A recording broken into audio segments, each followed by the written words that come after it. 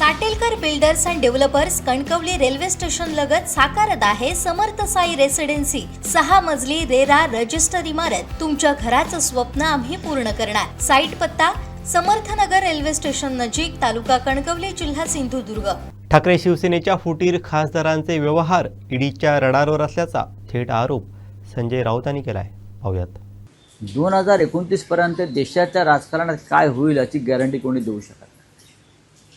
निंदेतरी खुर्चीवर राहतील का किंवा राजकारणात राहतील का याची गॅरंटी नाही। नरेंद्र मोदी प्रधानमंत्री राहतील का याची गॅरंटी नाही।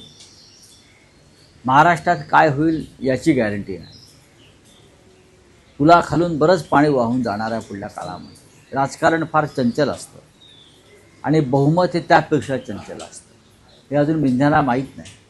आम्ही त्यांच्यापेक्षा राजकारणात जास्त पावसाळे पाहिले आहेत, फक्त आम्ही पैशाचं राजकारण केलं नाही। संजय पाटील असं म्हणतायत की मला स्वतःहून तुम्ही उमेदवारी दिली, मी तर तुमच्याकडे उमेदवारी मागायला आलो नव्हतो, राजीनामा द्या। त्यांचं असं म्हणणं आहे की मला उद्धव ठाकरे, आदित्य ठाकरे सगळ्यांनी प्रेम दिलं, एकाच व्यक्तीशी माझा वाद, मी पक्ष सोडला, त्यांनी जर माझी माफी मागितली असती तर मी राहिलो असतो। कोण मला माहीत नाही, मला माहीत नाही। जर तुमचं उद्धव ठाकरे साहेबांशी भांडण नव्हतं पक्षप्रमुखांशी तर तुम्ही राहायला पाहिजे होतं, आणि ज्यांचं तुमच्याशी भांडण आहे त्या संदर्भात मातृश्रुती येऊन चर्चा करायला पाहिजे होती। या सगळ्या गोष्टीचा आणि पक्ष सोडण्याचा काही संबंध नाही ना।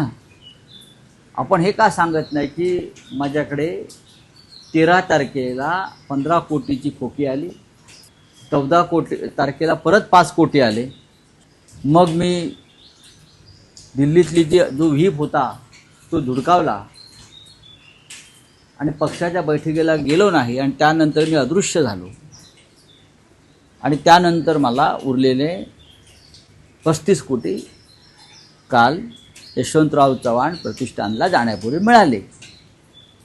हे त्यांनी सांगायला पाहिजे गद्दाराने सगळ्या।